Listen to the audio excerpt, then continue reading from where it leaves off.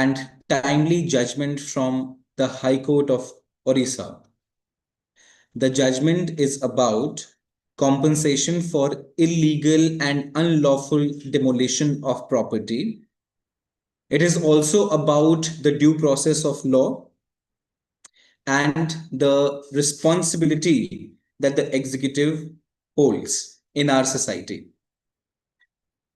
First, we will discuss the constitutional principles, the foundations, particularly Article 300A of our Constitution, and then we will walk through the facts of the case. Right? So let's begin with Article 300A. Article 300A deals with the right to property. Now, with the 44th Constitutional Amendment, though right to property is no longer a fundamental right, still it is a very important constitutional right. Article 300A mentions that, it provides that no person shall be deprived of his property save by the authority of the law.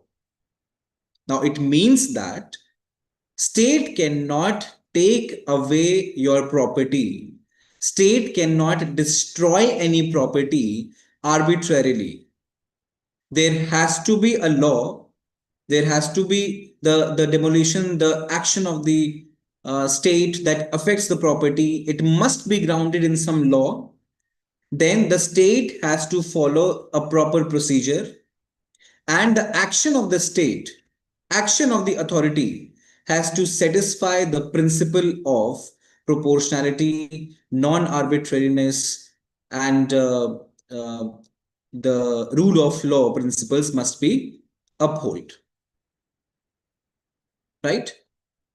And the case that we are going to discuss, it shows us what happens when these safeguards are not respected. What happens when instead of real and substantial justice, there is bulldozer justice. Now, the term bulldozer justice, it refers to the action of the state, action of a particular authority of demolishing the structure without any due process, without following any procedure. For example, there is no notice. For example, there is no proper hearing. For example, there is no proper order, detailed order with reasoning. None of such things. Then surely it is not the real justice, but bulldozer justice. Right? With respect to the way in which demolitions are to be carried out, we have directions from the Supreme Court very recently in the year 2024 only, in the matter of in re demolition of structures 2024, the Supreme Court passed following guidelines. Number one, there has to be a show cause notice first. The time given to the noticee must be in accordance with the local municipal law, or if local municipal law is silent on this aspect, then 15 days show cause notice has to be served.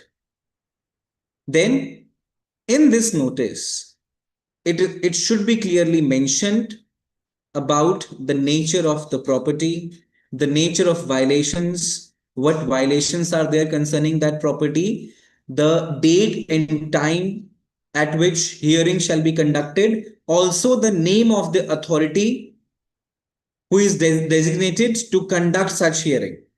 All these things have to be mentioned in the notice. Then after the hearing, there has to be a reasoned and detailed order. What do I mean by reasoned decision, reasoned order? It means that the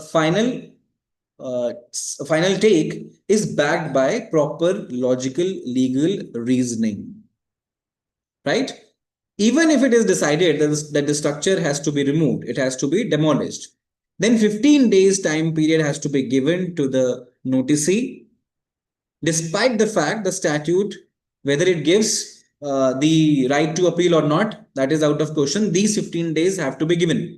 These 15 days are meant to enable the noticee to either appeal against the order, final order, or take the proper recourse, maybe on his or her own. The noticee can take care of the illegal construction, right? These 15 days are meant for those purposes, right?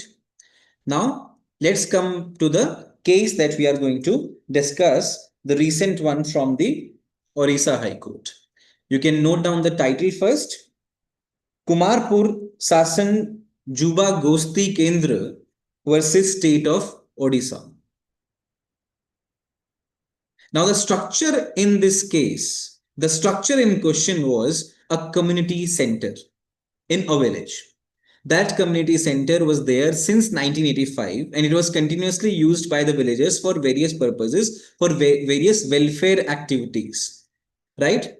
In July 2024, proceedings were initiated under the Odisha Prevention of Land Encroachment Act 1972. Why? Because this community center was on a land which was actually classified as a grazing land, right? So the villagers, they petitioned against such a move in the High Court. The High Court directed them to apply for regularization under the Act. It was, I think, Section 8A, which permits that. The petitioners, they did that. They complied with the directions of the High Court. They filed an application for regularization, but their application was rejected on a technical ground. And against this rejection, there is an appeal to the sub collector, and this appeal was still pending.